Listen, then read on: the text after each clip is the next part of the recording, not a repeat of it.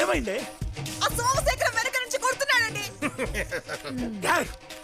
అది నా పెళ్ళాం. పిలిస్తే రావాలిగా. నిన్నయ్యా పిలిస్తే రావు ఆనందరావు. ఏంటి చెప్ప. మ్యాటర్ ఏంటంటే నా కొడుక్కి 2 లక్షల జీతం అని చెప్పాను కదా. కాదు మరి 4 లక్షలు. అయ్యో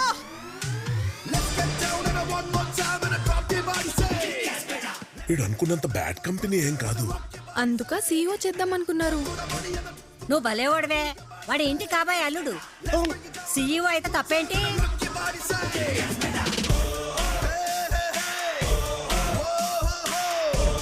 నాకు నచ్చలేదురా. As a son job responsibility okay. ఈ పెళ్ళి